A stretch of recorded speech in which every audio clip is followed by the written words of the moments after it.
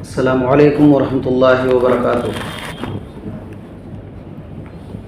الحمدللہ والصلاة والسلام علی رسول اللہ صلی اللہ علیہ وسلم وعلی آلہ وصحبہ اجمعین وبعد۔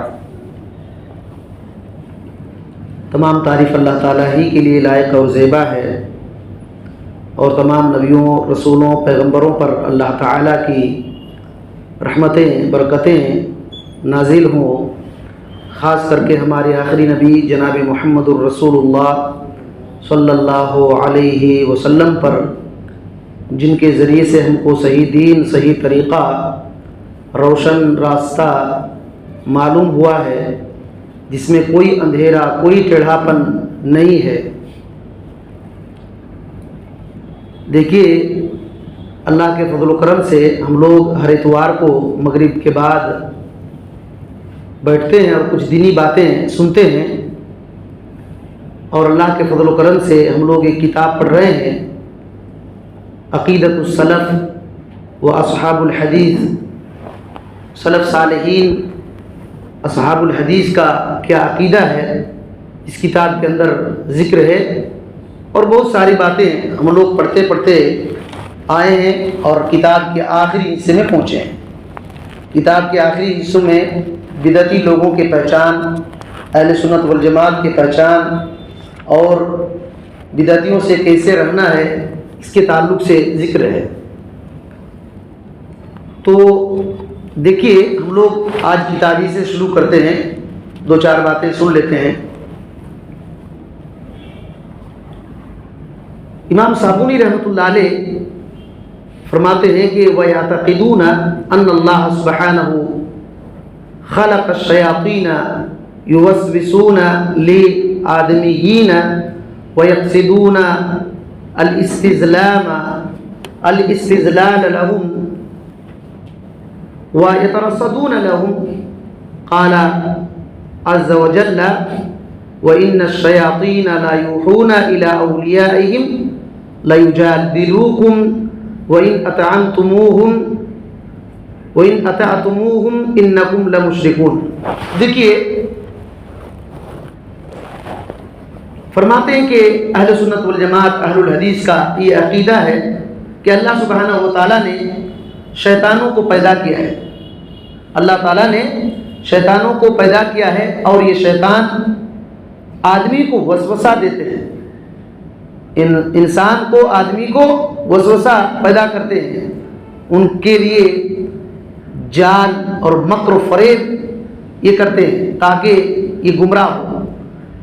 اللہ رب العالمین نے شیطان کے تعلق سے یہ فرمایا ہے، سورہ الانعام جو 6 نمبر کی سورہ ہے، اس کی آیت نمبر 120 پر 1 میں وَإِنَّ الشَّيَاطِينَ لَا يُوحُونَ إِلَىٰ أَوْلِيَائِهِمْ، کہ یقیناً شیطان اپنے دوستوں کی طرف وحی کرتے ہیں، اپنے دوستوں کی طرف وحی کرتے ہیں، کیوں؟ لِيُجَادِلُوكُمْ، تاکہ تم سے جھگڑا لڑائی کرے، تاکہ تم سے جھگڑا لڑائی کرے۔ وَإِنْ أَطَعْتُمُوهُمْ، اگر تم ان کی بات مان لو گے، إِنَّكُمْ لَمُشْرِكُونَ، تو تم یقیناً مشرک ہو جاؤ گے، یقیناً تم مشرک ہو جاؤ گے۔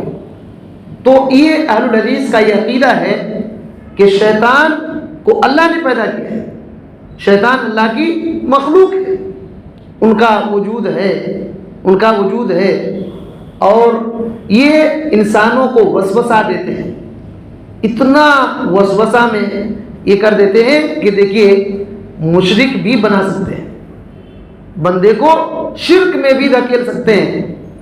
اور فرمایا وَأَنَّ اللَّهَ تَعَالَى يُسَلِّطُهُمْ عَلَىٰ مَن يَشَاءُ، جس پر اللہ تعالیٰ چاہتا ہے شیطان کو مسلط کر دیتا ہے، جس پر اللہ تعالیٰ چاہتا ہے شیطان کو مسلط کر دیتا ہے۔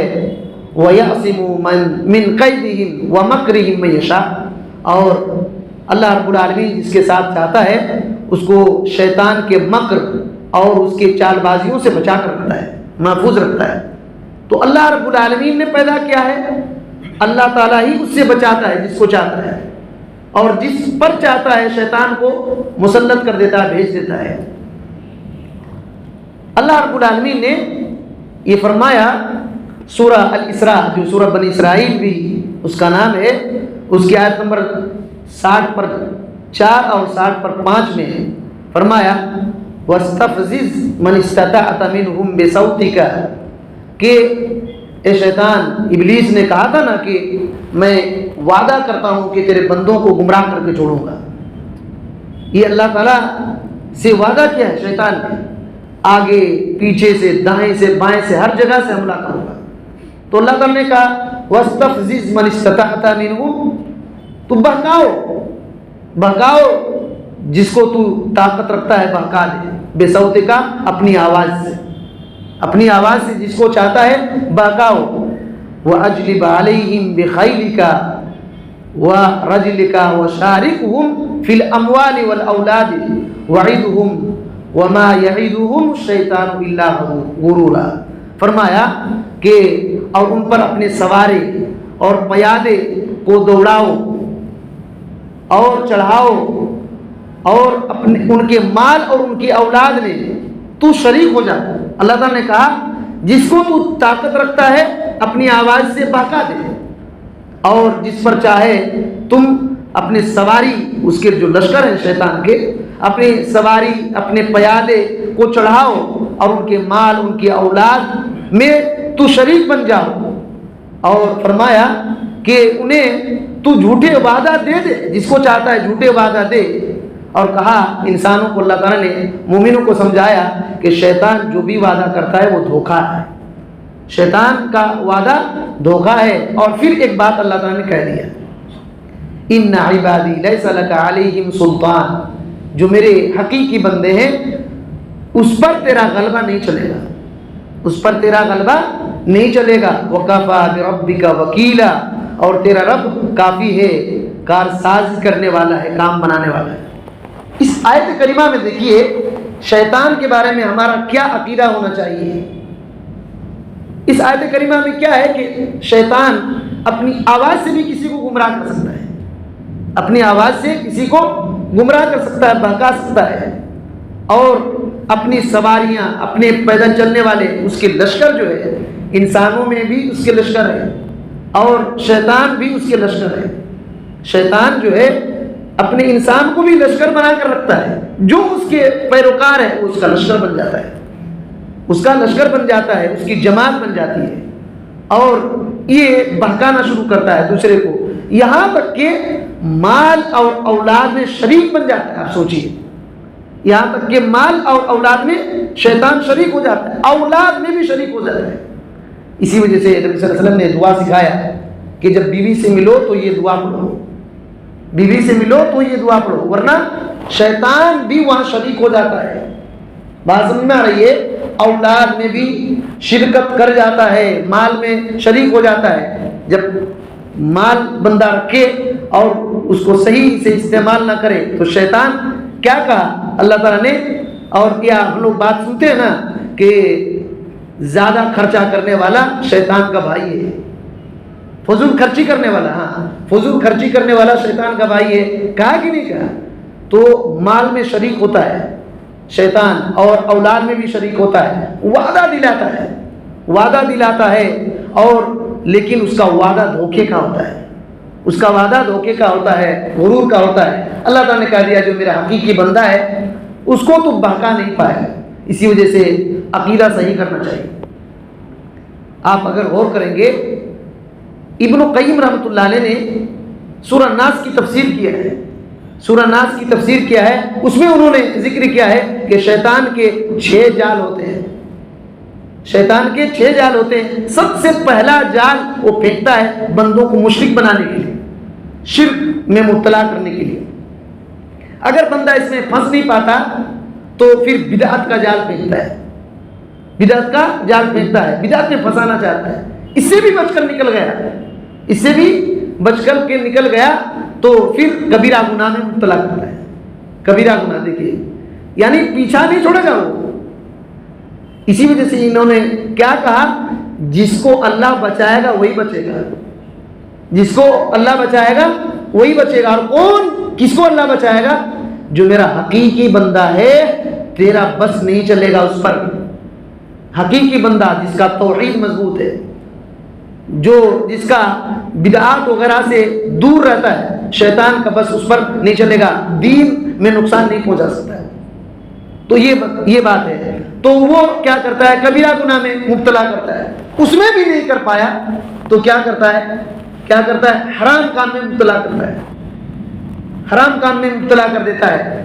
اس میں بھی نہیں پایا تو اور چھوٹے چھوٹے گناہ میں مبتلا کرتا ہے. اس میں بھی نہیں سکا تو کم سے کم اتنا کرتا ہے کہ بندے کو ایسے کاموں میں لگا دیتا ہے جس کا کوئی فائدہ نہیں ہوتا، جس کا کوئی فائدہ نہیں ہوتا. آخر میں اس کا جان یہ کہ بندے کا کوئی نیکی نہیں، پورا دن بھر کام کرے گا لیکن نیکی نہیں ہوگی، نیکی نہیں ہو پائے گی. اتنا خطرناک چال وہ کھیلتا ہے شیطان. تو یہ بات ہے. تو دیکھیے ہمارا عقیدہ ہے شیطان کا وجود ہے، اور یاد رکھیے شیطان اور جن دونوں ایک ہی ہے، شیطان اور جن ایک ہی ہے. ابلیس کیا ہے؟ شیطان ہے کہ نہیں؟ اللہ تعالیٰ نے کہا کہ وَكَانَ مِنَ الْجِنِّ، وہ جن میں سے ہے. ابلیس کو اللہ تعالیٰ نے کہا کہ جن میں سے ہے. تو جن اور شیطان ایک ہی ہے. اور اللہ رب العالمین کی یہ مخلوق اللہ نے عبادت کرنے کے لیے پیدا کیا ہے، عبادت کرنے کے لیے پیدا کیا. کیا کہا اللہ تعالیٰ نے؟ وَمَا خَلَقْتُ الْجِنَّ وَالْإِنسَ إِلَّا لِيَعْبُدُونِ، ہم نے جنوں اور انسانوں کو اپنی عبادت کے لیے پیدا کیا ہے.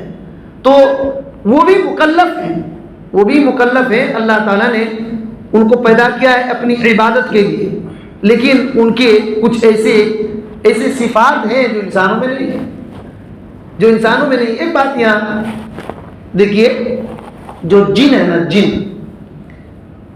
جن کے اندر کیا کیا حرف ہیں؟ جیم نون نون، جن. ٹھیک ہے، یہ ایک بات یاد رکھیے کہ جس لفظ کا روٹ ورڈ جیم اور نون ہو تو اس کا معنی اکثر ایسے ہوتا ہے، ایسے بات کہ وہ چھپی ہوئی چیز، اکثر اس کا معنی ہوتا ہے. مثال کے طور پر جن، آپ لوگوں میں سے کوئی دیکھیں ہیں، بہت کم دکھتے ہیں لیکن ہو سکتا ہے کوئی دیکھے، یہ ممکن ہے، ہو سکتا ہے کوئی دیکھے، ممکن ہے. اللہ کے نبی صلی اللہ علیہ وسلم نے دیکھا ہے، اللہ کے نبی صلی اللہ علیہ وسلم نے دیکھا ہے. بلکہ آپ صلی اللہ علیہ وسلم نے تو ایک حدیث میں یہ کہا کہ آپ صلی اللہ علیہ وسلم کو بہکانا شروع کیا نماز میں. تو کہا کہ میں چاہتا، اس کو سوچا کہ اس کو مسجد کے کھمبے میں باندھوں، صبح بچے بھی دیکھیں. لیکن حضرت سلیمان علیہ السلام کی بات یاد آ گئی، انہوں نے دعا کیا تھا. تو اس طریقے سے مسئلہ ہے. بلکہ کچھ صحابہ کرام نے تو ہاتھ بھی پکڑا. آپ تفسیر ابن کثیر اٹھا کر دیکھیے تو یہ 2-4 واقعہ آپ کو ملیں گے. اس میں حضرت ابو ہریرہ رضی اللہ تعالیٰ عنہ کا بھی واقعہ ہے جو بیت المال سے چوری کر رہا تھا. ٹھیک ہے، اور ایک ایسے واقعہ ہے کہ ایک صحابی نے پکڑ لیا تو دیکھا کہ کتے کی طرح ہاتھ ہے، اس کا کتے کی طرح ہاتھ ہے. تو کہا کہ تم کون ہو، کیا ہو؟ تو کہا کہ میں جنوں میں سب سے بڑا طاقتور ہوں، سب سے بڑا طاقتور ہوں. کھجور چوری کر رہا تھا. طاقتور تو ہے لیکن چوری کیا کر رہا ہے؟ کھجور. بات سمجھ میں آ رہی ہے؟ تو اس طریقے سے تو شیطان کو دیکھیں، جن کو دیکھا جا سکتا ہے، بہت سارے لوگوں نے دیکھا ہوگا، لیکن اکثر نہ دکھائی دینے والی چیز کے لیے جیم نون آتا ہے روٹ ورڈ. مثال کے طور پر جنت، کون گھوم کے آئے جنت؟ اس میں بھی جیم نون ہے کہ نہیں؟ 2 ہے، 2 نون ہے. اسی طریقے سے جنین کس کو کہتے ہیں؟ ماں کے پیٹ میں جو بچہ پلتا ہے نا، اس کو جنین کہا جاتا ہے، جنین کہا جاتا ہے. تو یہ جیم نون کا جو لفظ ہے، اس کا روٹ ورڈ کوئی لفظ جیم نون آئے تو اس کا اکثر معنی ایسی چیز کے بارے میں آتا ہے جو اکثر دکھتی نہیں. تو جن کا بھی یہی معاملہ ہے، جن کا بھی یہی معاملہ ہے. اور جنت باغ کو بھی کہتے ہیں، ایسے باغ کو جو اتنا گھنا ہو کہ زمین ڈھانک لے، اتنا گھنا ہو کہ زمین ڈھانک لے، اس کو بھی جنت باغ کو، دنیاوی باغ کو بھی جنت کہا جاتا ہے، گھنے باغ کو. بہرحال تو یاد رکھیے ہمارا عقیدہ ہے کہ جنات کا وجود ہے. بہت سارے لوگوں نے جنات کے وجود کا انکار کر دیا کہ جنات ہے ہی نہیں. بات سمجھ میں آ رہی ہے؟ جنات کا وجود کر دیا. معتزلہ نے انکار کیا، کہا کہ جنات کا وجود ہی نہیں ہے. اب سوچیے جنات کا وجود نہیں ہے، تب اس آیت کو کہاں رکھیں گے بھائی؟ وما خلقت الجن والانس الا لیعبدون، اس آیت کو کہاں رکھیں گے؟ معتزلہ نے کہا کہ جنوں کا وجود نہیں۔ آج بہت سارے ایسے لوگ ہیں جو کہتے ہیں کہ جن ان کچھ بھی نہیں بھائی، انسان ہی کو وہ پاور آ جاتا ہے کہ کچھ نہ کچھ کر دیتا ہے، کچھ نہ کچھ کر دیتا ہے۔ یہ سب فتنے ہیں اس زمانے کے، یہ سب اس زمانے کے فتنے ہیں۔ آپ دیکھیے مسلم کی ایک حدیث میں پڑھتا ہوں، مسلم کی ایک حدیث ہے، حضرت علقمہ فرماتے ہیں کہ انا سألت ابن مسعود رضی اللہ تعالیٰ عنہ، کہ میں نے حضرت عبداللہ بن مسعود رضی اللہ تعالیٰ عنہ سے پوچھا، یہ مسلم کی حدیث نمبر 450 میں ہے، کہا کہ اے عبداللہ بن مسعود رضی اللہ تعالیٰ عنہ، کیا نبی کریم صلی اللہ علیہ وسلم کے ساتھ آپ تھے جن والے رات میں؟ جن والے رات میں آپ کیا تھے؟ تو انہوں نے کہا نہیں تھا، انہوں نے کہا نہیں تھا۔ تو پھر انہوں نے کہا کہ ہم لوگ رسول اللہ صلی اللہ علیہ وسلم کے پاس بیٹھے ہوئے تھے، رسول اللہ صلی اللہ علیہ وسلم کے پاس بیٹھے ہوئے تھے، تو آپ صلی اللہ علیہ وسلم اچانک سے کہیں چلے گئے۔ ہم لوگ ڈھونڈنا شروع کیے وادیوں میں، ادھر ادھر ٹیلاؤں میں ڈھونڈنا شروع کیے تو ملے نہیں۔ ہم کو لگا کہ کسی نے اغوا کر لیا ہے، گڈنے کیا کہتے ہیں اس کو، اغوا کر لیا ہے، اٹھا کے لے کے چلے گیا ہوگا کسی نے۔ تو کہتے ہیں کہ ہم نے رات گزاری بہت تکلیف سے کہ کہاں نبی صلی اللہ علیہ وسلم کہاں چلے گئے، ادھر دکھائی نہیں دیتے، کیا ہو گیا۔ تو رات بہت ہی تکلیف سے گزارے۔ جب ہم صبح دیکھتے ہیں تو آپ صلی اللہ علیہ وسلم حرا سے ہوتے ہوئے آتے ہیں، دیکھیں حرا سے ہوتے ہوئے، حرا کی طرف سے آتے ہوئے آ رہے ہیں۔ ہم نے کہا اے اللہ کے رسول صلی اللہ علیہ وسلم، ہم نے آپ کو جب اپنی مجلسوں میں نہیں دیکھا، ہم بہت تلاش کی ادھر ادھر، آپ ملے نہیں، رات بہت تکلیف سے پار ہوئی ہے۔ آپ صلی اللہ علیہ وسلم نے کہا کہ اتانی داعی الجن، میرے پاس جن کا دعوت دینے والا آیا تھا، جن کا دعوت دینے والا آیا تھا، وذهبت معه، میں اسی کے ساتھ گیا تھا، دیکھیں میں اسی کے ساتھ گیا تھا، فقرأت علیہم القرآن، میں ان لوگوں کو قرآن پڑھا، ان کے پاس قرآن پڑھا۔ دیکھیں جن کے پاس رسول اللہ صلی اللہ علیہ وسلم گئے اور قرآن پڑھا اور کہا کہ نبی صلی اللہ علیہ وسلم نے صحابہ کرام سے کہا فانطلق بنا، صحابی کہتے ہیں کہ ہم لوگوں کو رسول اللہ صلی اللہ علیہ وسلم نے لے گیا، وہاں جہاں گئے تھے اس جگہ لے کر کے گیا، اور کیا کیا، فأرانا آثارهم وآثار نیرانهم، اور ہم نے ان کے قدموں کے نشان اور ان کے آگ کے نشان بھی دیکھا، ان کے قدموں کے اور آگ کے نشان بھی دیکھا۔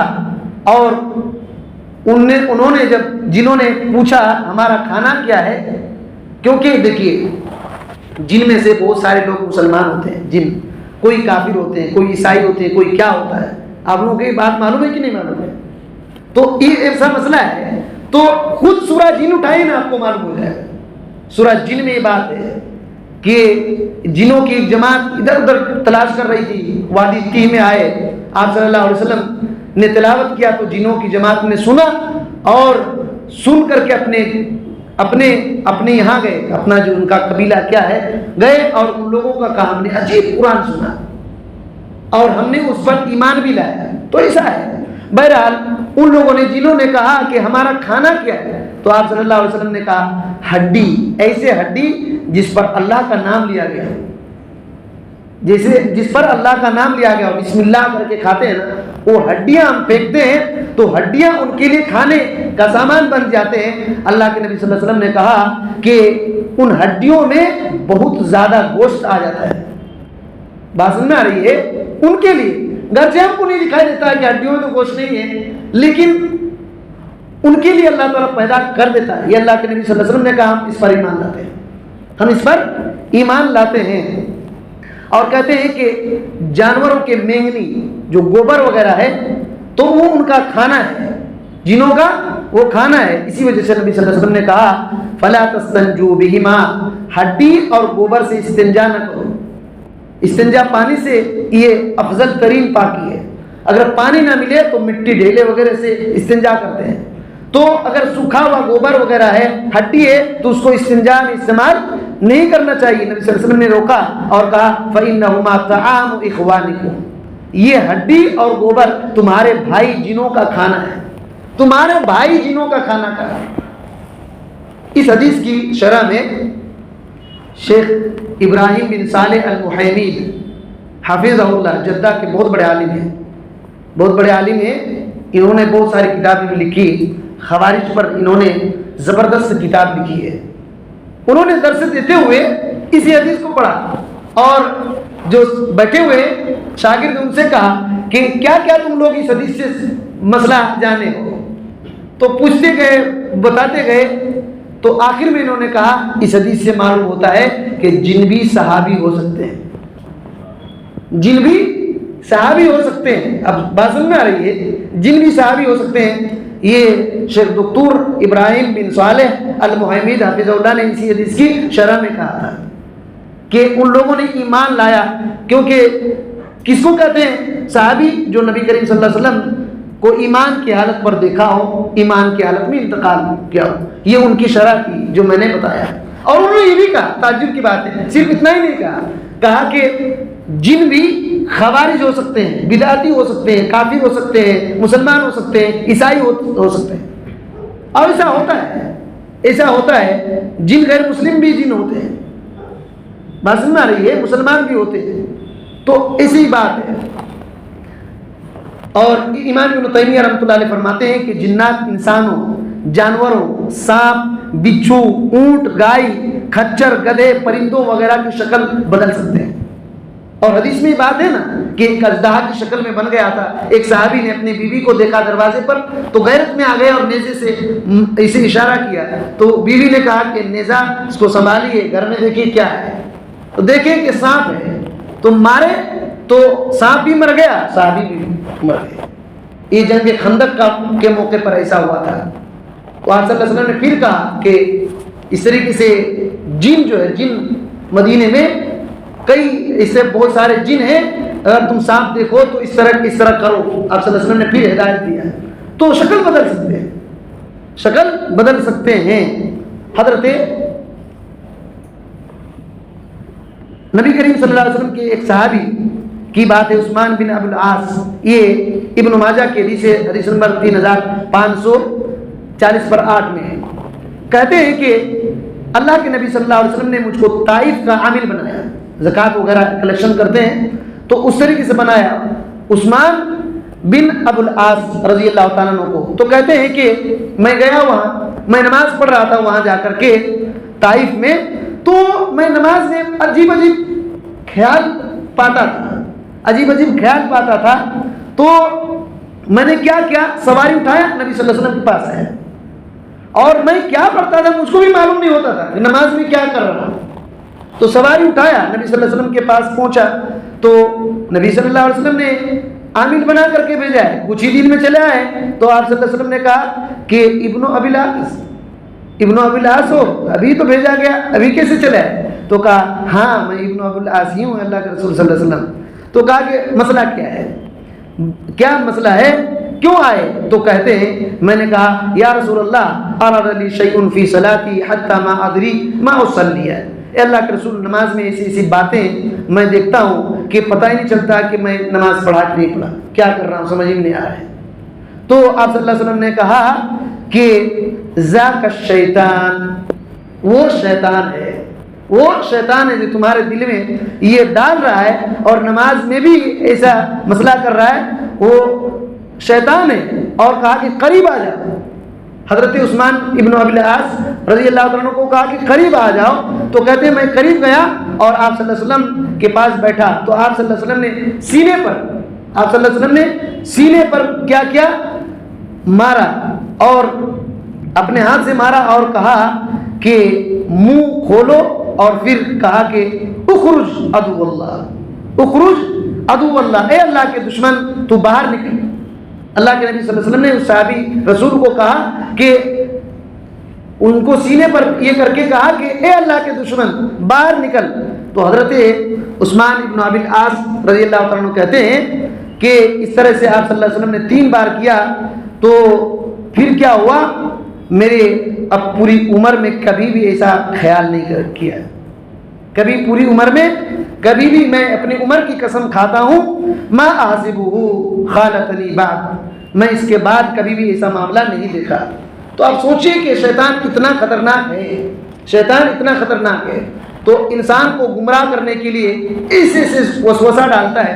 بہت سارے لوگوں کو گمراہ کر کے نبوت کا دعویٰ بھی کروا دیا ہے, نبوت کا دعویٰ بھی کروا دیا ہے. بہت سارے لوگوں کو یہ گمراہ کر دیا کہ قرآن مت پڑھو بھائی, قرآن پڑھو گے کیا, دعا کرو اللہ تعالیٰ دل میں بات ڈال دے گا. اس کو کچھ بھی معلوم نہیں ہے کیا دل میں بات ڈالے گا, اس کو خود معلوم نہیں, تو کیسے معلوم ہوگا کہ اللہ نے ڈالا ہے یا شیطان نے ڈالا ہے؟ بات سمجھ میں آ رہی ہے؟ تو شیطان اس طریقے سے انسان کو بہت خطرناک گمراہی میں ڈالتا ہے. اسی وجہ سے بہت سارے صوفی لوگ کیا کہتے ہیں, ہم بیٹھے بیٹھے اللہ سے ملاقات کر کے چلے آتے ہیں. ایسے کہتے ہیں ہم کو نبی کی ضرورت نہیں, ڈائریکٹ کہتے ہیں کہ ہم کو نبیوں کی ضرورت نہیں, ہمارا تعلق ڈائریکٹ ہے اللہ سے. اب سوچیے, ڈائریکٹ لنک ہے. یہ نہیں سمجھ رہے کہ شیطان سے لنک ہے, شیطان سے لنک ہے اور سمجھ رہے کہ اللہ سے ملاقات کر رہے ہیں. بہت سارے ایسے واقعات ہیں, بہت سارے ایسے واقعات ہیں کہ گندگی کے کنویں بھی شیطان نے ڈالا اور کہا کہ چلو معراج کرا رہا تم کو. گدھے کی سواری باہر رکھا اور کہا کہ میں حضرت جبریل امین ہوں, میں جبریل امین ہوں, تم کو معراج کراؤں گا. تو خوشی خوشی اچھا معراج میں جانا ہے, تو گئے گدھے پر سوار ہوئے اور لے جا کر کے کنویں میں دھکیل دیا. صبح اٹھا دیکھا کہ بھائی یہ تو کچڑی دان. اس طرح بھی مسئلہ ہے جی بھائی. تو شیطان انسان کا بہت بڑا دشمن ہے, بہت بڑا دشمن ہے. وہ کیا کیا دعویٰ نہیں کروا دیتا ہے, بہت کچھ دعویٰ کروا دیتا ہے. ابھی پاکستان میں اسے کیا کیا پڑھ کے پھو اس طرح کرتا ہے کہ نہیں, دیکھیے کہ نہیں, بہت زیادہ وائرل ہو رہا ہے نا. ایسے کیا کیا پڑھتا ہے, لاؤڈ اسپیکر میں سب کو کہتا ہے کہ سر پر ہاتھ رکھو ایسے, اور یہ سے پھو کر کے سب ٹھیک ہو گئے. اب سوچئے کہ سب کیا ہے بھائی, سب یہ سب شیطان کے جال ہیں. یاد رکھیے شیطان کے یہ سب جال ہیں. انسان کو اتنا خطرناک گمراہ کرتا ہے, تو انسان سمجھتا ہے کہ میں خدمت کر رہا ہوں, لوگوں کو خدمت کر رہا ہوں. وہ دین چھین لیتا ہے, وہ دین چھین لیتا ہے. اسی وجہ سے شیطانی ہتھ کنڈے بہت خطرناک ہوتے ہیں, بہت خطرناک ہوتے ہیں. تو اس کے بعد اور تھوڑا سا ہم لوگ آگے جاتے ہیں. تو اتنی بات یاد رکھیے کہ جنوں کا وجود ہے, جنوں کا وجود ہے.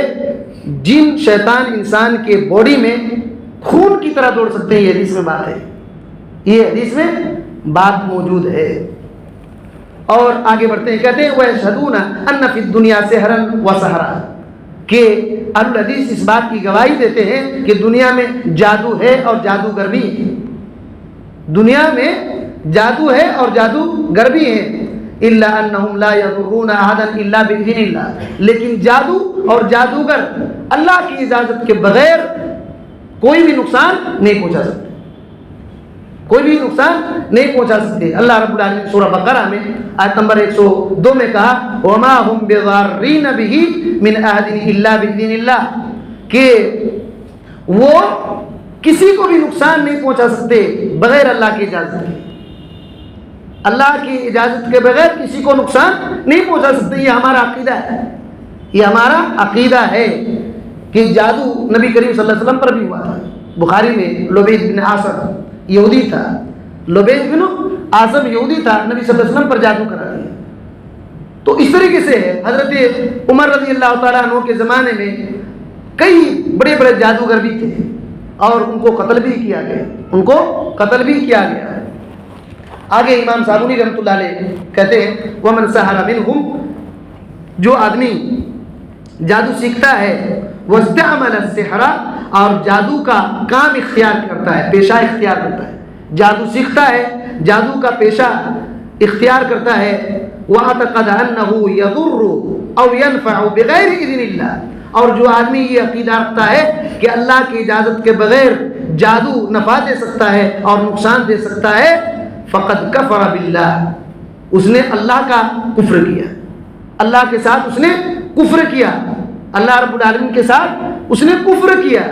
وَإِذَا وَصَفَ مَا يَكْفُرُ بِهِ اسْتُطِيبَ, اگر کچھ ایسی صفت اس کے اندر آ گئی جن صفات کی وجہ سے کفر لازم آتا ہے, تو اس کو توبہ کروایا جائے گا, اس کو توبہ کروایا جائے گا.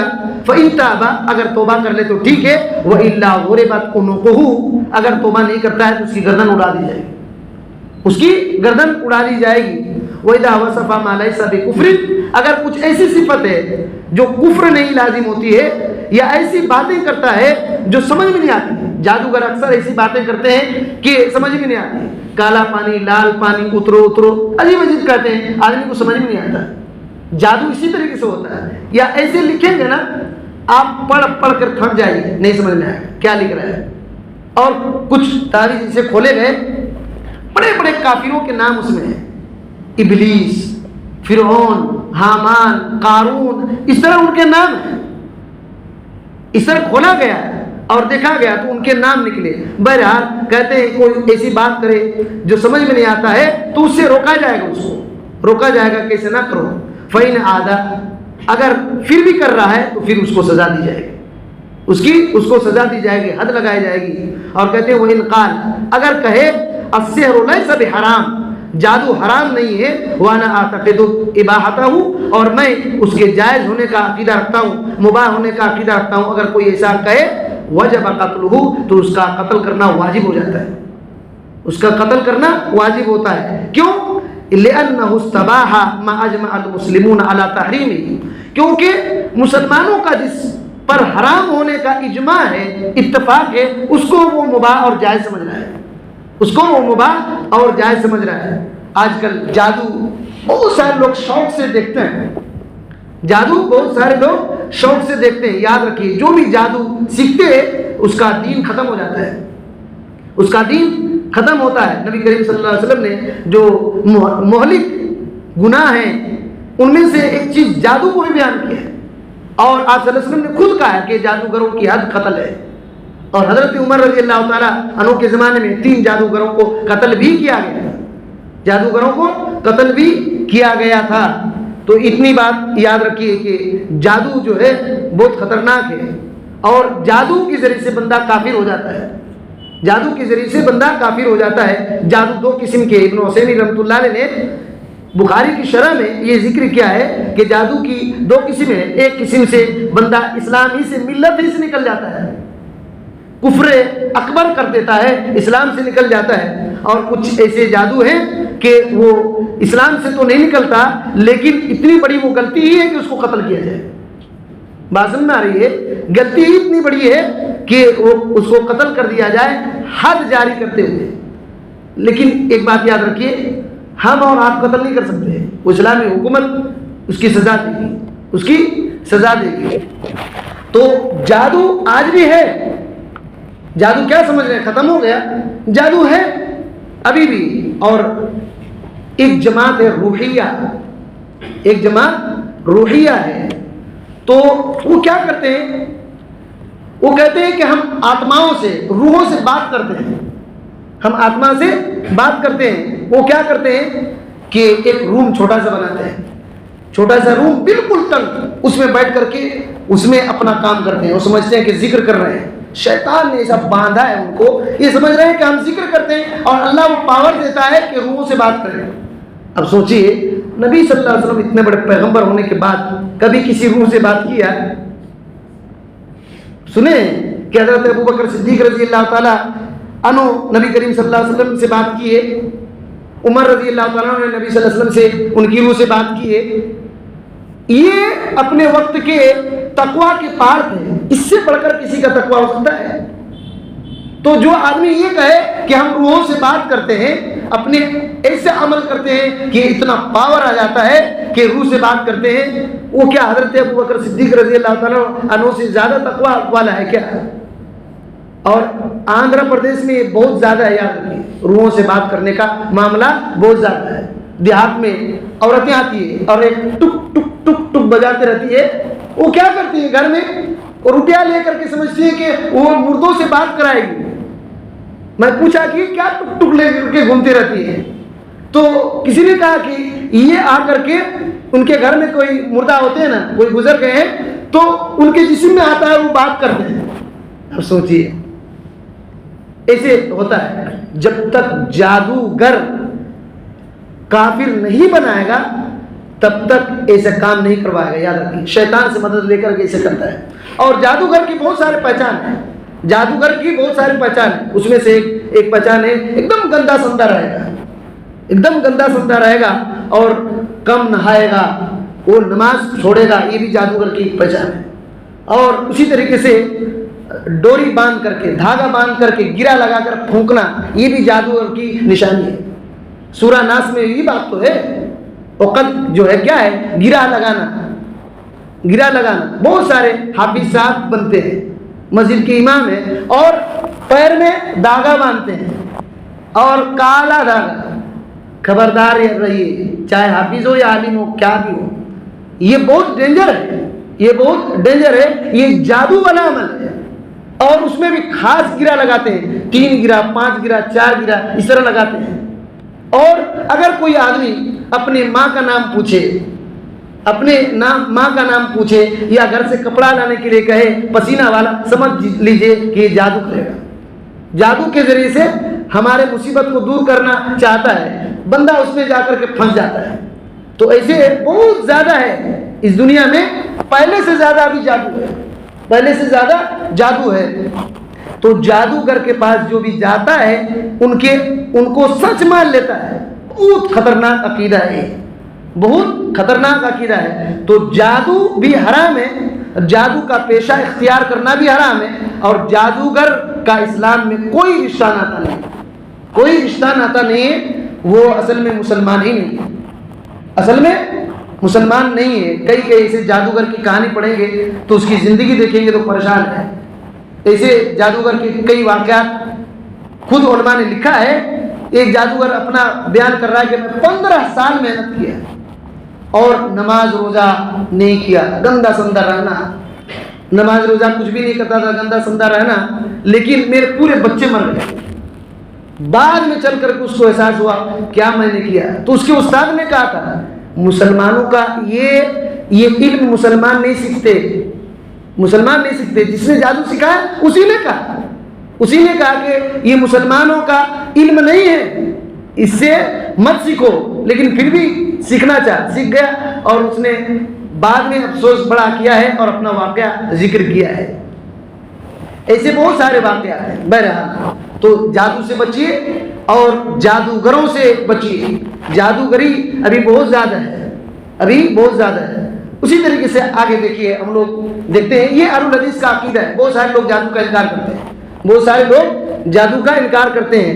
ٹی ایم سی وغیرہ جو منگل گری میں ہے، شمشیر اور اس کے ٹیم، یہ جادو کا انکار کرتے ہیں، جادو کا انکار کرتے ہیں۔ بہت سارے لوگ اس کے ٹیم میں پھنسے ہوئے ہیں، اس کے ٹیم میں پھنسے ہوئے ہیں، اور بائبل، مہابھارت، گیتا، یہ وہ لے کر کے دعوت کا کام کرتے رہتا ہے، لیکن جادو کا انکار کرتا ہے۔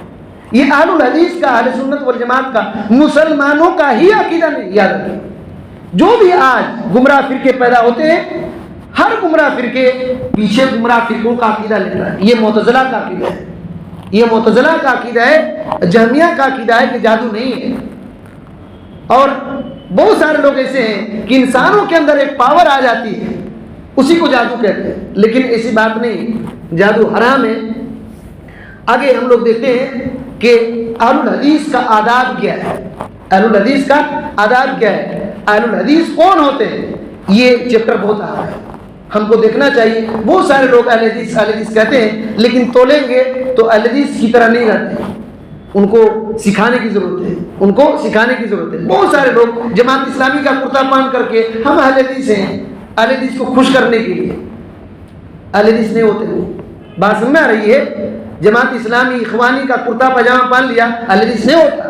اہل حدیث ہونے کے لیے بہت پاپڑ بیلنا پڑتا ہے، زبان سے اہل حدیث بولنا بہت آسان ہے، لیکن اہل حدیث بن کر زندگی پار کرنا بہت مشکل ہے، بہت مشکل ہے۔ لیکن جو پار کر لیا انشاءاللہ وہ کمال آدمی ہے، وہ کمال کا انسان ہوگا۔ اب کیسے اہل حدیث کا کیا نظریہ ہے، کون ہے اہل حدیث، ان کے صفات کیا ہونے چاہیے، کیسے وہ رہتے ہیں، ہم کو یہ پڑھ کر کے اپنے اندر دیکھنا چاہیے ہمارے اندر ہے کہ نہیں۔ اگر نہیں ہے تو فوراً اس کو چینج کرنے کی کوشش کرنا چاہیے۔ کہتے ہیں وَيُحَرِّمُ أَصْحَابُ الْحَدِيثِ الْمُسْكِرَ مِنَ الْأَشْرِبَةِ وَالْمُتَّخِذَ مِنَ الْعِنَبِ أَوِ الزَّبِيبِ أَوِ التَّمَرِ أَوِ الْعَسَلِ وَالزُّرَّ وَغَيْرِ ذَلِكَ مِمَّا يُسْكِرُ كَثِيرُهُ يُحَرِّمُونَ قَلِيلَهُ وَكَثِيرُهُ۔ کہتے ہیں کہ اہل الحدیث حرام کرتے ہیں ہر نشے والی چیز کو، ہر نشے والی چیز کو اہل الحدیث حرام سمجھتے ہیں، چاہے وہ پینے کی چیز ہو اور انگور سے بنائی گئی ہو، یا کشمش سے بنائی گئی ہو، یا تو کھجور سے بنائی گئی ہو، یا تو شہد سے بنائی گئی، نشے والی چیز ہے وہ حرام ہے، چاہے مکئی سے بنائے گئے، کیونکہ شراب اسی سے بنتے ہیں۔ شراب یہ مت سمجھیے کہ کوئی بالکل بیکار چیز سے بناتے ہیں، کشمش سے، اسی وجہ سے شراب کی قیمت بہت زیادہ ہے، تو کشمش سے، انگور سے، اور اسی طریقے سے کھجور سے، شہد سے اور مکئی وغیرہ سے جو طاقت والی چیز ہے اس سے شراب بناتے ہیں، نشہ پیدا کرتے ہیں، تو کہتے ہیں یہ حرام ہے۔ اور جو بھی چیز نشہ پیدا کرتی ہے چاہے زیادہ ہو یا کم، سب حرام ہے، چاہے ایک قطرہ ہو یا ایک بوتل، حرام حرام ہی ہے، حرام حرام ہی ہے۔ اس کو اہل الحدیث اسی طرح کرتے ہیں اور خود بچتے ہیں، اور اس کو حد بھی لگاتے ہیں جو پیتے ہیں، حد، جو شرابی ہے اس کے حد بھی لگاتے ہیں۔ اس کے حد میں کچھ باتیں تفصیل ہے، تو یاد رکھیے اہل الحدیث اس سے بچتے ہیں۔ کتنے لوگ گٹکا، بیڑی، سگریٹ، پان پراگ کیا کیا کھاتے ہیں، کھاتے ہیں کہ نہیں کھاتے؟ تو یہ اہل الحدیث اس کو حرام سمجھتے ہیں، یاد رکھیے۔ تو ہم کو بچنے کی ضرورت ہے۔ بہت سارے مسجدوں کے باتھ روم بیکار کر دیتے ہیں، ان کو سب سے پسند وہی کھانا ہے، وہی جا کر کے۔ عجیب بات ہے، اتنی بری چیز ہے کہ آدمی شریف لوگوں کے پاس نہیں وہ ایسا کر سکتا ہے، جائے گا باتھ روم میں، وہاں جا کر کے سگریٹ پھونکے گا، تو کتنی بے عزتی کی بات ہے، سوچیے۔ زردہ والا پان وغیرہ یہ سب کے سب حرام چیز ہے، نہیں استعمال کرنا چاہیے۔ اور اسی طریقے سے کہتے ہیں وَيَرَوْنَ الْمُسَارَعَةَ إِلَىٰ أَدَاءِ الصَّلَوَاتِ الْمَكْتُوبَةِ۔ اہل الحدیث کا یہ کہنا ہے کہ فرض نماز کو جلدی ادا کیا جائے، فرض نماز کو جلدی ادا کیا جائے۔ جلدی بولے تو جلدی پڑھنا نہیں، وقت ہو گیا تو جلدی ادا کر لینا، بات سمجھ میں آ رہی ہے؟ وقت لگ گیا جلدی ادا کر لینا، یہ اہل الحدیث کا، یہ اہل الحدیث کی بات ہے۔ اور کہتے ہیں وَأَقَامَتَهَا فِي أَوَائِلِ الْأَوْقَاتِ أَفْضَلُ مِنْ تَأْخِيرِهَا إِلَىٰ أَوَاخِرِ الْأَوْقَاتِ۔ کہتے ہیں کہ نماز کو اس کے اول وقت میں پڑھنا یہ افضل ہے آخری وقت میں پڑھنے سے، اہل الحدیث کا یہ ہے۔ اور بہت ساری جگہوں پر اللہ کے فضل و کرم سے ایسا کرتے ہیں، لیکن اس کے مقابلے میں آپ دیکھیے دوسرے لوگوں کو کیا کرتے ہیں، ایک دم پڑھیں گے اور مغرب کا وقت ہو جائے، مغرب کا وقت ہو جائے گا، تو ایسا نہیں کرتے۔ اسی طریقے سے کہتے ہیں وَيُجِيبُونَ قِرَاءَةَ فَاتِحَةَ الْكِتَابِ خَلْفَ الْإِمَامِ۔ اہل الحدیث اس بات کو کہتے ہیں کہ امام کے پیچھے فاتحہ، سورہ فاتحہ پڑھنا واجب ہے، سورہ فاتحہ پڑھنا واجب ہے۔ اس کے مقابلے میں بہت سارے لوگ نہیں پڑھتے، بہت سارے لوگ نہیں پڑھتے۔ یہ اہل الحدیث کیوں ایسا کہتے ہیں کہ شراب حرام ہے، نشے والی چیز حرام ہے؟ اس کے پیچھے وجہ ہے، نبی صلی اللہ علیہ وسلم نے فرمایا ما اسکر کثیرہ فقلیلہ حرام، جو چیز زیادہ چیز نشہ پیدا کر دیتی ہے اس کا کم بھی حرام ہے، اس کا کم مقدار بھی حرام ہے۔ اسی وجہ سے، اور بخاری سنن ابی داؤد میں تو ایک حدیث ہے کہ اللہ کی لعنت ہوتی ہے نشے کی چیز بیچنے والے، خریدنے والے، اس کو استعمال کرنے والے، اس کو گاڑی میں لے جانے والے، اٹھانے والے، جس کے پاس لے جا رہا ہے اس کو بھی اللہ کی لعنت ہوتی ہے، یہاں تک کہ نچوڑنے والے، بنانے والے، اس پر بھی اللہ کی لعنت ہوتی ہے۔ یہ سنن ابی داؤد میں یہ حدیث ہے۔ لعن اللہ الخمر، اللہ کی لعنت ہے خمر پر، وبائعہا، اور اس کے بیچنے والے پر۔ اس طریقے سے لمبی روایت ہے کہ یہ پوری باتیں اس کے اندر ہے۔ اور جو سورہ فاتحہ پڑھنے کو واجب کہتے ہیں، نبی صلی اللہ علیہ وسلم نے کیا فرمایا کہ لا صلاۃ لمن لم یقرأ بفاتحۃ الکتاب، اس آدمی کی نماز نہیں ہوتی جو سورہ فاتحہ نہیں پڑھتا، سورہ فاتحہ جو نہیں پڑھتا۔ اور اس کے وقت پر، اول وقت پر کیوں نماز پڑھتے ہیں؟ نبی صلی اللہ علیہ وسلم کی حدیث صحیح بخاری میں 527 کے اندر حضرت ابن مسعود رضی اللہ تعالیٰ عنہ کہتے ہیں سألت رسول اللہ صلی اللہ علیہ وسلم، میں نے رسول اللہ صلی اللہ علیہ وسلم سے پوچھا ای العمل احب الی اللہ، کون سا عمل اللہ تعالیٰ کے نزدیک سب سے زیادہ پسند ہے؟ تو آپ صلی اللہ علیہ وسلم نے کہا الصلاۃ علی وقتہا، نماز کو اس کے وقت پر پڑھو، نماز کو اس کے وقت پر پڑھو۔ اور پھر کیا فرماتے ہیں؟ کہتے ہیں وَيَأْمُرُونَ بِإِتْمَامِ الرُّكُوعِ وَالسُّجُودِ حَتْمًا وَاجِبًا، اہل الحدیث اس بات کا حکم دیتے ہیں کہ رکوع مکمل کرو، سجدہ مکمل کرو، اور یہ واجب سمجھتے ہیں، رکوع کو مکمل کرنا، سجدے کو مکمل کرنا، اس کو واجب سمجھتے ہیں۔ یاد رکھیے، رکوع جس کا صحیح نہیں ہوتا نماز نہیں ہوتی، سجدہ جس کا صحیح نہیں ہوتا اس کی نماز نہیں ہوتی ہے۔ ایک صحابی حضرت حذیفہ بن الیمان رضی اللہ تعالیٰ عنہ نے ایک آدمی کو دیکھا تو کہا کہ کتنا دن سے آپ نماز پڑھ رہے ہیں؟ کہا کہ 40 سال سے۔ کہا کہ 40 سال سے تیری نماز نہیں ہوتی، کیوں؟ تو سجدہ ٹھیک کرتا ہے تو رکوع نہیں، رکوع ٹھیک کرتا ہے تو سجدہ ٹھیک نہیں کرتا ہے۔ اور یہ نبی کریم صلی اللہ علیہ وسلم سے بھی ایک حدیث ہے، آپ صلی اللہ علیہ وسلم نے بھی اسی طریقے سے پوچھا تھا اور کہا تھا۔ تو رکوع اور سجدہ کو مکمل کرنا، یہ اہل الحدیث اس کو واجب سمجھتے ہیں اور کہتے ہیں کہ وَيَعُدُّونَ إِتْمَامَ الرُّكُوعِ وَالسُّجُودِ بالطمانینۃ فیہما والارتفاع من الرکوع والانصات منہ والطمانینۃ فیہ وکذلک الارتفاع من السجود والجلوس بین السجدتین مطمئنین فیہ من ارکان الصلاۃ التي لا تصح الا بها۔ کہتے ہیں کہ رکوع کو مکمل کرنا، رکوع میں اطمینان حاصل کرنا اور رکوع سے اٹھنا اور خاموش رہنا اور اس میں بالکل اطمینان رہنا، اسی طریقے سے سجدہ سے اٹھنا، دو سجدوں کے بیچ میں مطمئن ہو کر کے بیٹھنا، اہل الحدیث اس کو نماز کا ایسا رکن مانتے ہیں جس کے بغیر نماز صحیح نہیں ہوتی ہے، جس کے بغیر نماز صحیح نہیں ہوتی ہے۔ ابھی دیکھیے، دو سجدوں کے بیچ میں اکثر لوگ نہیں بیٹھتے، ایسے سجدہ کیا، ایسے کر دیا، ایسے کر دیا، ایسا نہیں ہوتا ہے۔ دو سجدوں کے بیچ میں جلسہ جو ہے بیٹھنا ہے، رب اغفر لی رب اغفر لی کہتے ہیں، اس میں اطمینان ہو کر کے بیٹھنا، اطمینان ہو کر کے بیٹھنا۔ بہت سارے لوگ بیٹھتے ہی نہیں، اطمینان کو تو چھوڑیے، ایسے اٹھتے ہیں ایک سجدے سے اور ایسے ہی ہے پھر دوسرا سجدہ کر دیتا ہے۔ اس طرح نماز صحیح نہیں ہوتی، اس طرح نماز صحیح نہیں ہوتی ہے۔ رکوع سے بہت سارے لوگ اٹھتے ہیں، ایسے ٹیڑھائی ہے اور سجدے میں چل جاتے ہیں۔ رکوع سے اٹھ کر کے بالکل اطمینان ہو، اپنے تمام جسم کے اعضاء کی ہڈیاں بالکل اپنی جگہ پر آ جانی چاہیے اطمینان سے۔ بہت سارے لوگ امام صاحب اٹھ کے کھڑا ہے تو پہلے ہی سجدہ کر دیا ہو، ایسے ہوتا ہے کہ نہیں ہوتا ہے؟ ہم لوگ دیکھتے ہیں امام صاحب تو اطمینان ہے، نبی صلی اللہ علیہ وسلم کی سنت پر چل کر کے اپنا نماز پڑھا رہے ہیں، بندہ پہلے ہی سجدہ کر رہا ہے، پہلے ہی سجدہ کر رہا ہے یا تو پہلے اٹھ کر کے کھڑا ہے ایسے، تو یہ سب صحیح نہیں ہے، یہ سب صحیح نہیں ہے، یہ اہل حدیث کا ہی کام ہی نہیں ہے۔ لیکن آپ خود غور کیجیے، کتنے اہل الحدیث اس کو معلوم ہی نہیں، کتنے اہل الحدیث ایسے ہیں جن کو معلوم ہی نہیں اور اس پر عمل بھی نہیں کرتے۔ تو ہم کو دیکھیے نام کا اہل حدیث نہیں بننا چاہیے، بلکہ جیسے اہل حدیث کو ہونا ہے اس طریقے سے ہونا چاہیے۔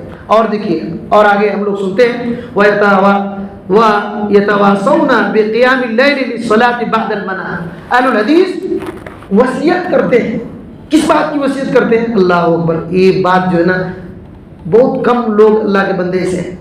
کہتے ہیں کہ رات میں سونے کے بعد اٹھ کر کے قیام اللیل کی ایک دوسرے کو وصیت کرتے ہیں کہ بھائی تہجد پڑھو، تہجد پڑھو۔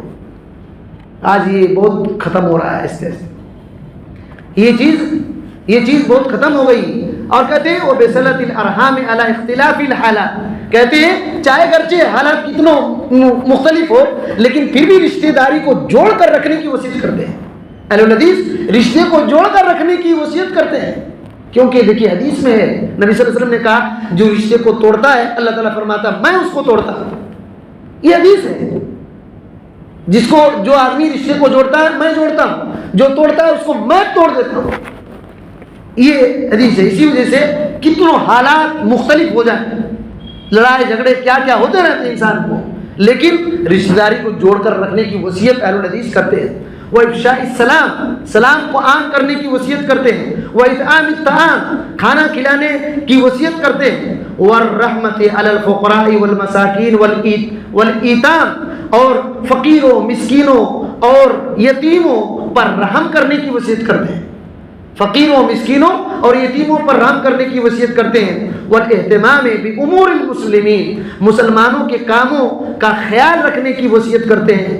اور کہتے ہیں کہ کھانے میں، پینے میں، کپڑا پہننے میں، نکاح میں اور خرچ کرنے میں پاک دامنی اختیار کرتے ہیں، پاک دامنی اختیار کرتے ہیں، مال کو الٹے سیدھے جگہ نہیں خرچ کرتے اور الٹے سیدھے چیزیں نہیں پیتے، نہیں کھاتے، عجیب عجیب کپڑے نہیں پہنتے ہیں، الٹے سیدھے کپڑے نہیں پہنتے ہیں، نکاح میں الٹے سیدھے کام نہیں کرتے، اور اسی طریقے سے فضول خرچی نہیں کرتے. یہ اہل الحدیث کا یہ طریقہ ہے. اب سوچئے لیکن آج کتنے عجیب عجیب کارنامہ ہو رہے ہیں کہ نہیں ہو رہے ہیں. تو یہ ہے. اور کہتے ہیں وَالسَّعْيَ فِي الْخَيْرَاتِ، اور خیر کے کاموں میں یہ کوشش کرنے کی وصیت کرتے ہیں کہ کوشش کرو بھائی خیر کا کام. والامر بالمعروف اور نہی عن المنکر، کہتے ہیں کہ امر بالمعروف اور نہی عن المنکر کی وصیت کرتے ہیں. اور کہتے ہیں کہ حق بات کی اور صبر کرنے کی بھی تلقین کرتے ہیں، اور خیر کے کاموں میں آگے بڑھنے کی یہ کرتے ہیں، اور جو بری لالچ ہے اس سے بچنے کی ایک دوسرے کو وصیت کرتے ہیں. اور آگے دیکھیے اور کہتے ہیں وَيَتَحَابُّونَ فِي الدِّينِ، دین کے معاملے میں ایک دوسرے سے محبت کرنے کی، ایک دوسرے سے محبت کرتے ہیں. اہل الحدیث دین کے معاملے میں ایک دوسرے سے محبت کرتے ہیں. وَيَتَبَاغَضُونَ فِيهِ، اور دین ہی کی بنیاد پر ایک دوسرے سے نفرت کرتے ہیں. دین کی بنیاد پر ایک دوسرے سے محبت کرتے ہیں، دین کی بنیاد پر ایک دوسرے سے نفرت کرتے ہیں. وَيَتَّقُونَ الْجِدَالَ فِي اللَّهِ، اللہ کے بارے میں جھگڑا لڑائی اور بحث مباحثہ سے وہ بچے رہتے ہیں. اللہ تعالیٰ کے بارے میں لڑائی جھگڑا بحث مباحثہ سے وہ بچے رہتے ہیں. وَيَتَجَانِبُونَ أَهْلَ الْبِدَعِ وَالضَّلَالَاتِ، اور کہتے ہیں کہ دیکھیے اہل الحدیث کون ہیں؟ جو بدعتی لوگوں سے اور گمراہ لوگوں سے بچے رہتے ہیں، دور رہتے ہیں، بچے رہتے ہیں، دور رہتے ہیں. اور کیا کرتے ہیں؟ وَيُعَادُونَ أَصْحَابَ الْأَهْوَاءِ وَالْجَهَالَاتِ، اور بدعتی لوگوں سے دشمنی رکھتے ہیں، بدعتی لوگوں سے دشمنی رکھتے ہیں، اور جہالت میں جو پڑا ہوا ہے اس سے دشمنی رکھتے ہیں. وَيَعْتَقِدُونَ بِالنَّبِيِّ وَيَقْتَدُونَ بِالنَّبِيِّ وَبِأَصْحَابِهِ الَّذِينَ هُمْ كَالنُّجُومِ، اور کہتے ہیں کہ نبی صلی اللہ علیہ وسلم کی اقتداء کرتے ہیں، نبی کے صحابہ کی اقتداء کرتے ہیں جو ستاروں کی طرح ہے، جو ستاروں کی طرح ہے. اور ایک ضعیف روایت میں یہ بات ہے بِأَيِّهِمْ اقتدوا اهتدوا، ان صحابہ میں سے کسی ایک کی اقتداء کر لو گے تو تم ہدایت پا جاؤ گے. لیکن یہ حدیث ضعیف ہے. صحیح حدیث مسلم میں ہے کہ آپ صلی اللہ علیہ وسلم نے کہا کہ جس طریقے سے آسمان کے لیے حفاظت کا ذریعہ ستارہ ہے، میں بھی اسی طریقے سے تم صحابہ اکرام کی حفاظت کا ذریعہ ہو، اور تم اے صحابہ میری امت کی حفاظت کا ذریعہ ہو. جس دن آسمان کے تارے ختم ہو جائیں گے تو اس دن اللہ کا وعدہ جو ہے آسمان میں آ جائے گا، اور جس دن میں چلا جاؤں گا اس دن اللہ کا جو وعدہ ہے تم پر آ جائے گا، فتنے کے راستے کھلیں گے. اور جس دن تم لوگ صحابہ ختم ہو جاؤ گے میری امتی پر جو اللہ تعالیٰ کا وعدہ ہے وہ آ کر رہے گا. یہ اللہ کے نبی صلی اللہ علیہ وسلم نے کہا، مسلم کی حدیث ہے. اور کہتے ہیں کہ کما کان رسول اللہ صلی اللہ علیہ وسلم یقول فیہم، اور وَيَقْتَدُونَ بِالسَّلَفِ الصَّالِحِينَ، الحدیث سلف صالحین کی اقتداء کرتے ہیں. سلف صالحین جو رسول اللہ صلی اللہ علیہ وسلم کے راستے، صحابہ کرام کے راستے پر چلے ان کی اقتداء کرتے ہیں. اور جو دین کے ائمہ ہیں، مسلمان کے علماء ہیں، وہ ان کی اقتداء کرتے ہیں. وَيَتَمَسَّكُونَ بِمَا كَانُوا بِهِ مُتَمَسِّكِينَ مِنَ الدِّينِ الْمَتِينِ وَالْحَقِّ الْمُبِينِ، اور کہتے ہیں اہل الحدیث اسی چیز کو مضبوطی سے پکڑ کر رکھتے ہیں جو سلف صالحین نے، دین کے علماء نے جس چیز کو مضبوطی سے پکڑ کے رکھا، دین متین کو، مضبوط دین کو پکڑ کر رکھا، اسی طرح سے اس دین کو پکڑ کر رکھتے ہیں. اور پھر فرماتے ہیں وَيَبْغِضُونَ أَهْلَ الْبِدَعِ، اہل البدع بدعتی لوگوں سے یہ نفرت کرتے ہیں. الذین احدثوا فی الدین ما لیس منہ، جو دین میں نیا نیا کام ایجاد کرتے ہیں اور جو دین کا حصہ نہیں ہے اس کو بناتے ہیں. ایسے بدعتی لوگوں سے اہل الحدیث نفرت کرتے ہیں. ولا یحبونہم، ان سے محبت نہیں کرتے، ان سے محبت نہیں کرتے. ولا یصحبونہم، اور ان کو ساتھی بھی نہیں بناتے، ان کو ساتھی بھی نہیں بناتے. ولا یسمعون کلامہم، اور بدعتی لوگوں کی بات بھی نہیں سنتے. اہل حدیث اس طرح ہوتے ہیں، اہل حدیث اس طرح ہوتے ہیں کہ بدعتی لوگوں سے نفرت کرتے ہیں اور ان سے محبت نہیں کرتے، ان کو ساتھی نہیں بناتے، ان کی بات سنتے بھی نہیں. دیکھیے ان کی بات سنتے بھی نہیں. ولا یجالسونہم، اور نہ ہی ان کی مجلسوں میں بیٹھتے ہیں. ولا یجادلونہم فی الدین، دین کے بارے میں بحث مباحثہ جھگڑے لڑائی نہیں کرتے ان سے، اور نہ ہی ان سے مناظرہ کرتے، بے فالتو کا مناظرہ نہیں کرتے.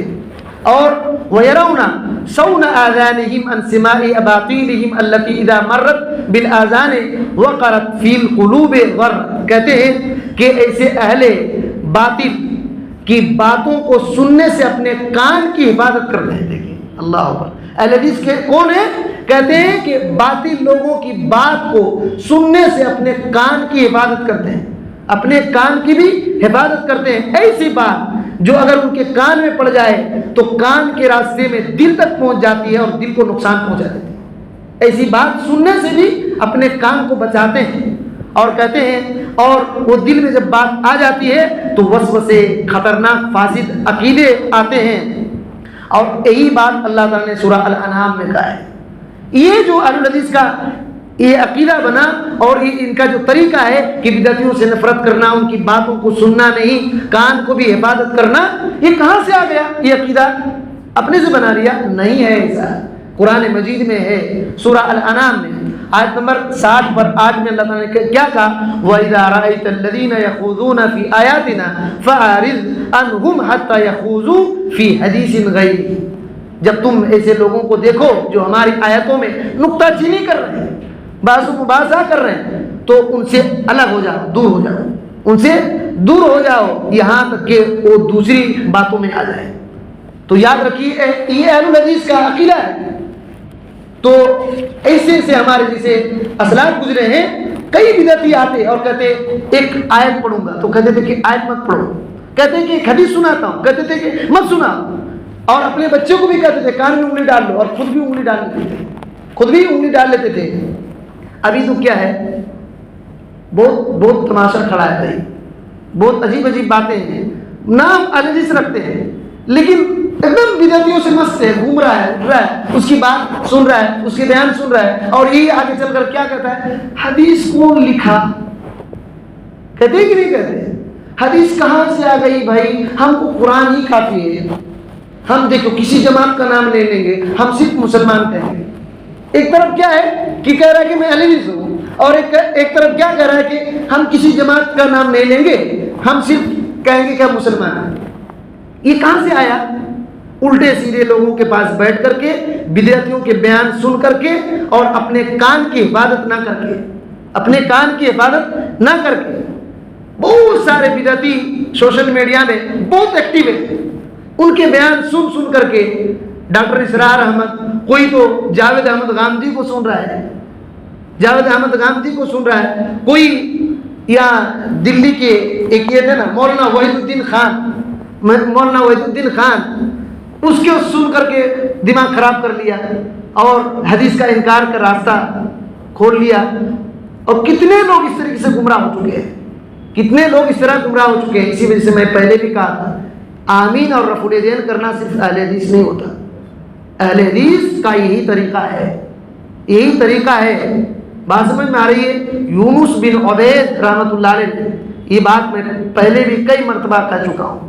یونس بن عبید رحمۃ اللہ علیہ نے اپنے بچے کو دیکھا کہ ایک بدعتی کے پاس سے آ رہا ہے, تو کہا کہ میرے بیٹے تو کہاں سے آ رہا ہے؟ تو کہا فلاں سے. اس کا عمرو بن عبید نام تھا, تو یہ جہمی آدمی تھا, بصرہ کا رہنے والا تھا.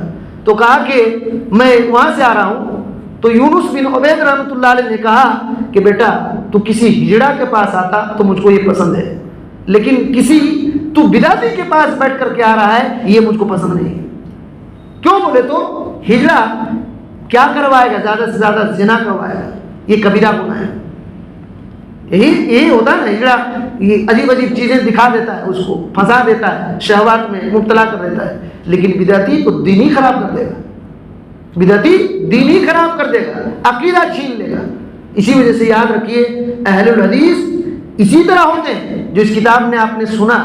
بہت سارے لوگ کہتے ہیں کہ یہ تو بہت سخت ہے, سخت نہیں ہوگا تو اسلام اور عقیدے کی چیز بھی اڑ جائے گی, اڑ جائے گی چیزیں, اور کب کے بدعتی آدمی ہو جائے گا اس کو پتہ بھی نہیں چلے گا.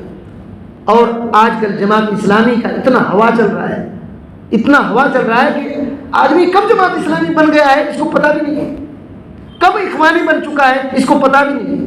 ایسے ہو رہا ہے. اسی وجہ سے اپنے عقیدے کو بچائیے, اور جب سیکھیں گے تبھی بچ سکتے ہیں, سیکھیں گے تبھی بچ سکتے ہیں. بہرحال یہ سب اہل الحدیث کے یہ پہچان ہے, اپنے آپ کو تول لینا چاہیے کہ ہماری کیا حالت ہے، خاص طور پر ایسے بدعتی جو بدعت کی طرف دعوت دیتے ہیں، خاص طور پر ایسے بدعتی جو بدعت کی طرف دعوت دیتے ہیں، ان سے ہمارا کوئی تعلق نہیں ہونا چاہیے، ہمارا کوئی بھی تعلق نہیں ہونا چاہیے۔ بات سمجھ میں آ رہی ہے؟ ایسے بدعتی جو بدعت کے داعی ہیں، ہمارا کوئی بھی اس سے تعلق نہیں ہونا چاہیے، دین کے لینا دینا یہ کچھ نہیں، اس سے کچھ نہیں ہونا چاہیے۔ بات سمجھ میں آ رہی ہے؟ تو یہ بات ہے۔ اور بدعتیوں کے علامات بھی اس کے اندر ہیں، ایک چیپٹر رہ گیا، 2 چیپٹر رہ گیا، ایک بدعتیوں کے علامات اور اہل سنت والجماعت کے علامات۔ بدعتیوں کی علامات میں صرف ایک بات سن کر کے انشاءاللہ آئندہ ہفتے کے لیے وہ دونوں بات سن کر کے ہماری کتاب ختم ہو جائے گی، ٹھیک ہے؟ بدعتیوں کی دیکھیے پہچان کیا ہے۔ کہتے ہیں کہ وہ علامات البدع علی اہلھا بادیۃ ظاہرہ، کہ بدعتیوں کے علامات، نشانی، پہچان جو ہے یہ بالکل واضح ہے، اوپن ہے، یہ واضح اور اوپن ہے۔ کیا ہے؟ کہتے ہیں وَأَظْهَرُ آیَاتِهِمْ وَعَلَامَاتِهِمْ، کہتے ہیں ان کی سب سے واضح نشانی، بدعتی لوگوں کی سب سے واضح نشانی علامات یہ ہے شدت و معاداتہم لحملۃ اخبار النبی صلی اللہ علیہ وسلم واحتقارہم لہم واستخفافہم بہم وتسمیتہم ایاہم حشویہ وجملۃ وظاہرہ جہلۃ وظاہریہ ومشبہہ۔ کہتے ہیں کہ بدعتیوں کی واضح نشانی اور دلیل اور پہچان یہ ہے کہ یہ بدعتی لوگ جو حدیث کے حاملین ہیں، حدیث کو لکھنے والے جو اہل الحدیث ہیں، ان سے سخت قسم کی دشمنی رکھتے ہیں۔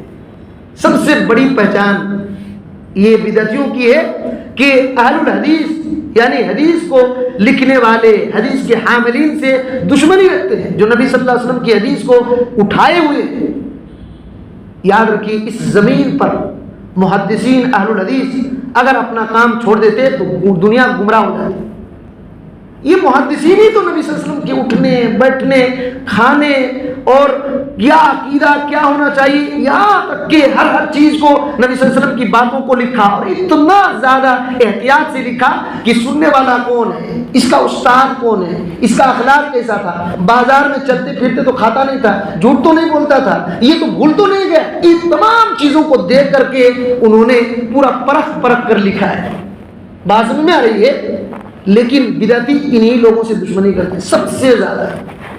بدعتی اب دیکھیے کیا بات لکھ دی ہے محدثین نے، کیا اپنی بات لکھ دی ہے کہ نبی صلی اللہ علیہ وسلم کی باتوں کو لکھا، لیکن بدعتی کو دیکھیے ان سے دشمنی کر رہا تو انڈائریکٹلی نبی صلی اللہ علیہ وسلم سے دشمنی کرتے ہیں۔ بات سمجھ میں آ رہی ہے؟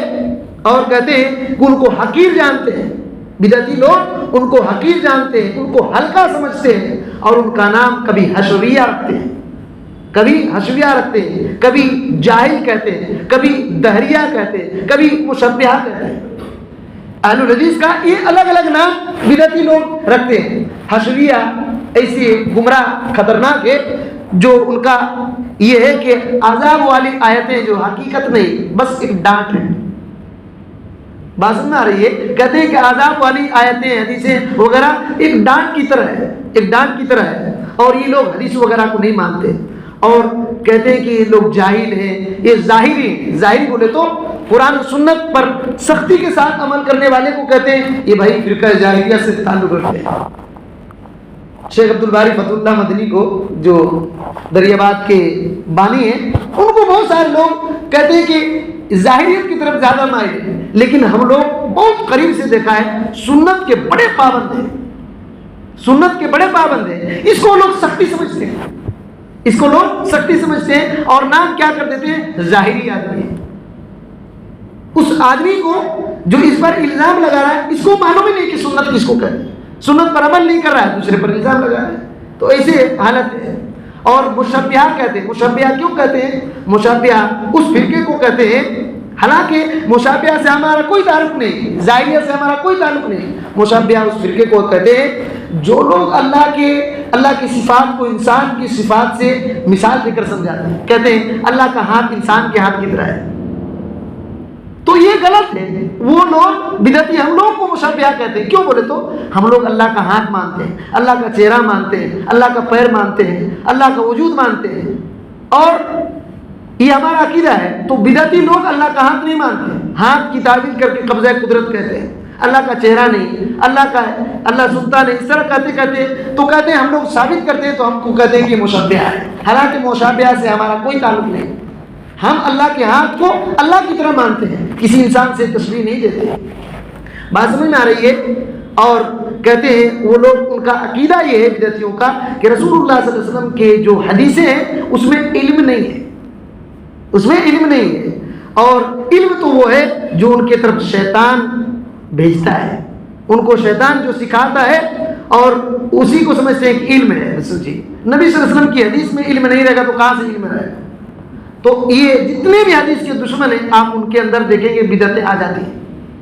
اور کہتے ہیں کہ یہ نتیجہ کہاں سے نکلا؟ کہتے ہیں وہ نتائج عقولہم الفاسدہ, ان کے فاسد عقل, ان کا بگڑا ہوا عقل, اور ان کے دلوں میں جو اندھیرا پن ہے, وسوسہ ہے, اور ان کا دل خیر سے خالی ہے, خیر سے خالی, اسی وجہ سے دشمنی رکھتے ہیں. اور ان کی بیکار باتیں, بیکار دلیلیں, بدعتیوں کی دلیل عجیب عجیب رہتی ہے. بدعتیوں کی دلیل عجیب عجیب رہتی ہے. کیا کہتے ہیں بھائی چھت میں چڑھنے کے لیے سیڑھی کی ضرورت ہے کہ نہیں ہے؟ تو کوئی بھی کہے گا ہاں بھائی, اڑ کے تو نہیں چڑھیں گے. تو کہیں گے ہاں. تو کہتے ہیں اسی طرح اللہ تک پہنچنے کے لیے ولی کی ضرورت ہوتی ہے. اسی کو عجیب عجیب دلیلیں کہتے ہیں. بات سمجھ میں آ رہی ہے؟ تو آدمی جو سامنے والا علم نہیں ہے, ہاں بھائی آپ ٹھیک کر رہے ہیں, ولی کو پکڑ دیا, ولی کو پکڑ کر اڑو. تو اس طریقے سے عجیب عجیب باطل عقائد ہیں, تو ان کے دل خیر سے خالی ہوتے ہیں. اللہ رب العالمین نے فرمایا سورہ محمد میں آیت نمبر 23 میں, اولئک الذین لعنہم اللہ, یہ وہ لوگ ہیں جن پر اللہ کی لعنت ہے. فاصمہم, اللہ تعالیٰ نے ان کو گونگا بنا دیا ہے, حق بول نہیں پاتے, حق بول نہیں پاتے. وَأَعْمَى أَبْصَارَهُمْ, اللہ تعالیٰ نے کیا آنکھوں کو اندھا کر دیا, حق دکھائی نہیں دیتا ہے, حق دکھائی نہیں دیتا. وَمَن يُهِنِ اللَّهُ فَمَا لَهُ مِن مُكْرِمٍ إِنَّ اللَّهَ يَفْعَلُ مَا يَشَاءُ. سورہ حج کی آیت نمبر 18 میں اللہ تعالیٰ نے کہا جس کو اللہ ذلیل کر دے, جس کو اللہ رسوا کر دے, تو کوئی بھی اس کو عزت نہیں دیتا, اس کو کوئی عزت نہیں دے سکتا ہے. اللہ جو چاہتا ہے وہ کرتا ہے. آخری بات کہہ کے ختم کرتے ہیں.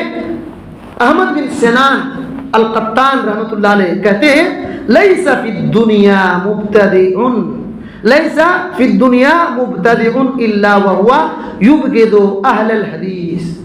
اور کہتے ہیں فاذا ابتدع الرجل نزعت حلاوۃ الحدیث من قلبه. کہتے ہیں اس دنیا میں کوئی ایسا بدعتی نہیں ہے جو اہل حدیث سے نفرت نہیں کرتا ہے.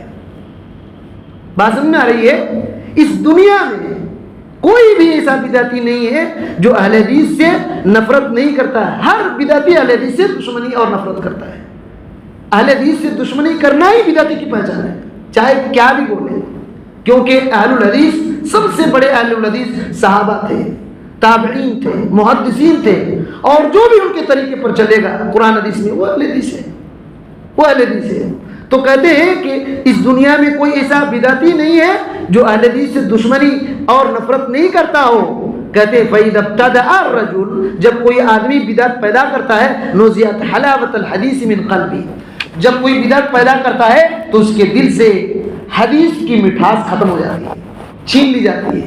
اسی وجہ سے آپ دیکھیں گے ہر بدعت فرقہ جب حدیث پڑھیں گے تو چہرہ بدل جائے گا, حدیث پڑھیں گے تو چہرہ بدل جائے گا, رنگ بدل جائے گا, باتیں بدل جائے گی, دشمنی اسٹارٹ کر دیں گے. اور ان کو بارے میں اگر بول دیجئے ایک فلاں بزرگ ہے بھائی پانی پر چل رہے تھے, اچھا ایک دم بالکل کان کھڑا کر کے سن لے گا.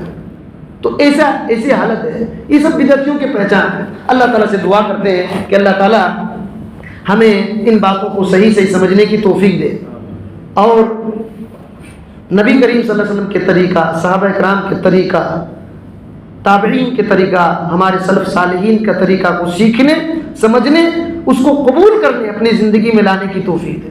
ہر قسم کی بدعات, خرافات, شرک اور بدعات, خرافات اور شرک کے راستوں سے اللہ تعالیٰ ہم کو بچا کر رکھے. حقیقی اہل الحدیث اللہ تعالیٰ ہم کو بننے کی توفیق دے اور اس پر قائم دائم رہنے کی توفیق دے. بدعت اور بدعتیوں سے اللہ تعالی ہم کو بچا کر رکھے، ان کے فتنوں سے بچا کر رکھے، شیطان اور شیطان کے مکر اور چال اور ان کے بنائے گئے جال سے اللہ تعالی ہم کو محفوظ فرما لے، آمین۔ السلام علیکم ورحمۃ اللہ وبرکاتہ۔